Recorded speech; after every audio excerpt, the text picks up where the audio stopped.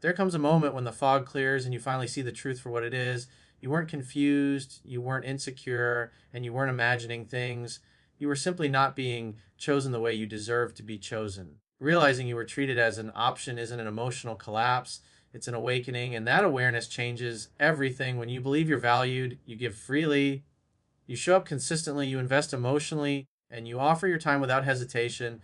But when someone keeps you on the sidelines, gives mixed signals, or only reaches out when it's convenient for them, your energy is being placed on a shelf. The painful part isn't the behavior itself, it's the slow realization that your effort was never matched. This realization stings, but it's necessary. Because the moment you see the pattern clearly, you stop internalizing the disrespect. You stop asking, what did I do wrong? I allowing this. That shift is where emotional power is born. Clarity replaces confusion, and confusion is what kept you stuck. Being treated as an option often happens gradually. It doesn't arrive with cruelty or obvious rejection. It shows up as delays, inconsistencies, and excuses. Just enough attention to keep hope alive, but never enough to feel secure. Over time, this dynamic conditions you to accept less while giving more, and the longer it continues, the more normal it begins to feel. But the truth is simple: when someone truly values you, you don't feel uncertain about your place in their life. Interest is clear, effort is consistent, presence is intentional. Anything less is a signal, not a mystery. Recognizing this doesn't mean becoming bitter or vengeful. It means reclaiming your self respect. It means understanding that your attention is not infinite and your energy is not free. When you see that you were treated as optional, you no longer chase clarity, you become it. This awareness also exposes a deeper truth. You taught me how to treat you by what you tolerated, not because you were weak, but because you were hopeful. Hope kept you engaged longer than you should have been. But hope without boundaries becomes self betrayal. Once you accept that reality, something powerful happens. You stop explaining yourself, you stop waiting, you stop proving your worth, you quietly step back, not to punish, but to realign. And that withdrawal creates contrast. When your presence is no longer guaranteed, it's felt. When your energy is no longer available on demand, it's noticed. The same person who took you for granted is now forced to confront the absence they assumed would never come. This isn't about revenge, it's about consequence.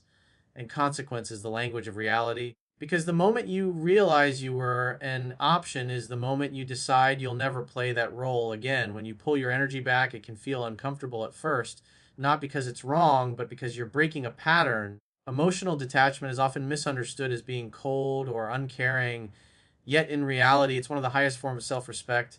It's the decision to stop bleeding internally just to keep someone else comfortable. Detachment doesn't mean shutting your heart down. It means no longer allowing your emotions to be dictated by someone who hasn't earned that level of access. When you were overinvested, every delayed reply, every mixed signal, and every shift in tone had the power to disrupt your peace. Detachment restores balance by returning emotional authority back to you. People often stay attached because they fear losing the connection completely. But staying attached to inconsistency is already a loss. Detachment is not abandonment, it's boundaries. It's recognizing that love without respect is not intimacy, it's imbalance. The moment you stop reacting emotionally, the dynamic shifts. Silence no longer feels threatening. Distance no longer feels personal. You stop needing constant reassurance because your sense of worth is no longer outsourced. That internal stability is powerful. It changes how you show up, how you speak, and how you carry yourself. Detachment also removes pressure. When someone senses that your happiness depends on their behavior, pressure forms. Pressure kills attraction. By detaching emotionally, you release that pressure and replace it with calm confidence.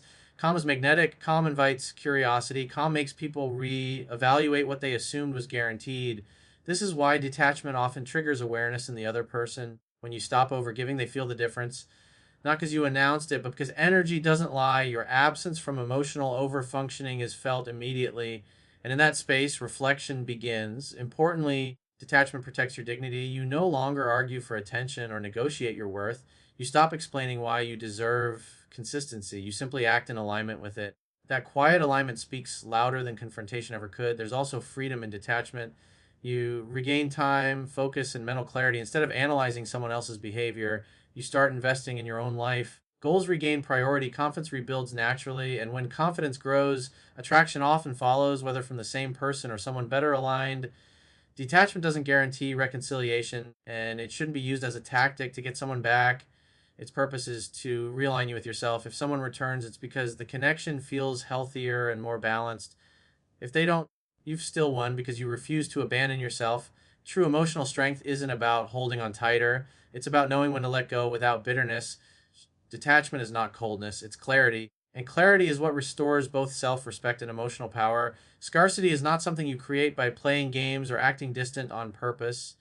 It forms naturally the moment your presence is no longer predictable. When someone had unlimited access to your time, attention, and emotional availability, that access quietly shaped their perception of your value. Familiarity replaced appreciation, and what was once exciting became assumed. When you remove easy access to yourself, you don't become less caring, you become less available. And availability is what trains people how to value you. When something is always there, it blends into the background. When it's gone, awareness sharpens. That's when reflection begins.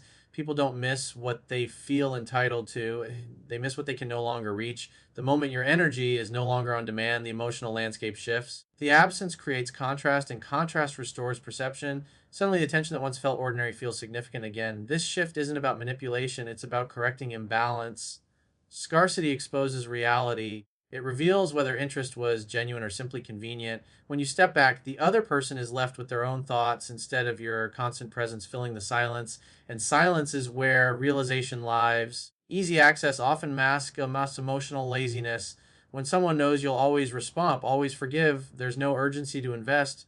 Removing that certainty introduces accountability. They're forced to ask themselves whether they want to step forward or let the connection fade. Scarcity also gives you clarity. When you're no longer pouring energy into someone who treated you as optional, you begin to see how much you were carrying the connection alone. That awareness strengthens your boundaries and sharpens your standards.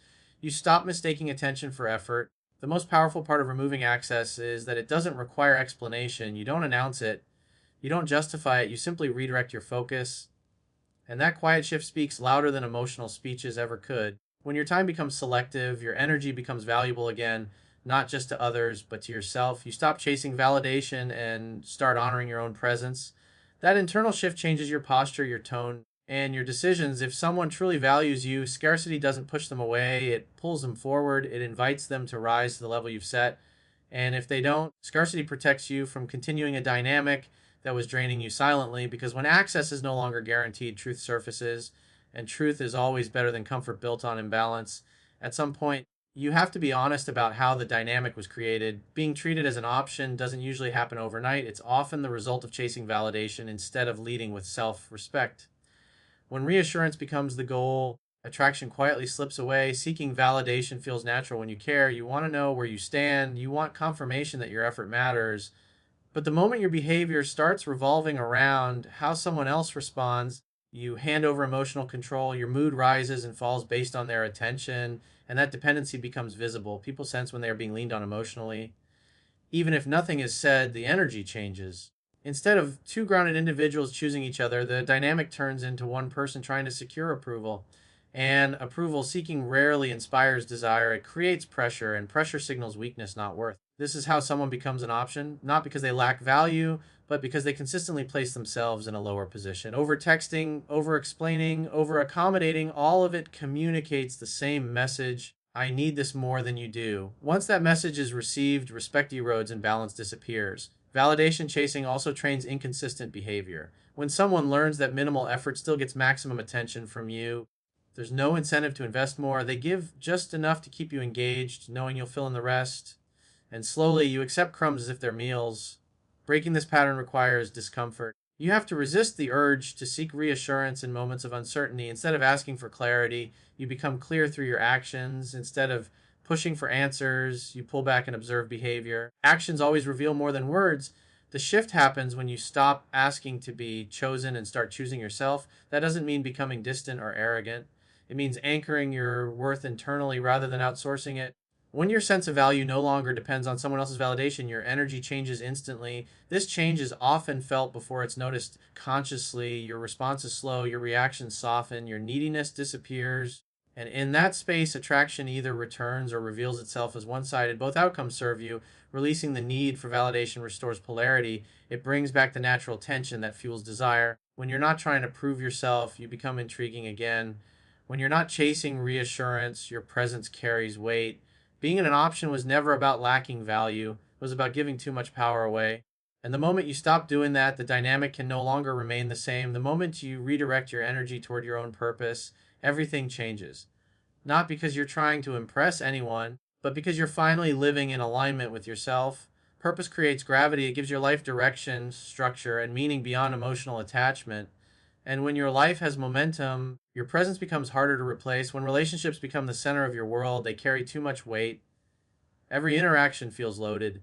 Every response feels important. That intensity quietly drains attraction because it removes freedom. Purpose restores that freedom by reminding you that your life is full with or without someone else's validation. When you wake up with goals, discipline, and direction, your energy shifts. You speak differently. You move differently. You no longer wait for messages to feel alive. Your confidence becomes rooted in action, not attention. And confidence built on action is unshakable. People are drawn to those who are going somewhere, not because of status or success alone, but because direction signals strength. It communicates that you have standards, priorities, and self respect. When your focus is on growth, you naturally stop tolerating inconsistency. You no longer chase what doesn't align. Purpose also makes you emotionally selective. You stop giving access to people who disrupt your peace or distract you from your path. This selectivity increases your value because it's rare. Most people are available to anyone who shows interest. When you're not, curiosity forms. This is why focusing on yourself often triggers renewed interest. Not because you withdrew attention deliberately, but because your energy is no longer stagnant. You're building, creating, and evolving. That movement is magnetic. It reminds others of what they felt when they first connected with you before emotional imbalance crept in. Even more important, purpose protects you. It prevents you from attaching your identity to someone else's behavior. Whether someone stays, leaves, or returns, your direction remains steady. That emotional independence is power. It keeps you grounded in reality instead of fantasy. When someone senses that they're no longer the center of your universe, respect replaces complacency. They realize your presence is a choice, not a guarantee, and that realization changes how they engage with you or reveals that they never intended to engage fully at all. Either way, you win because purpose ensures that your growth doesn't pause while someone else decides. You move forward regardless. And when your life is led by purpose, you don't need to be chosen, you become undeniable.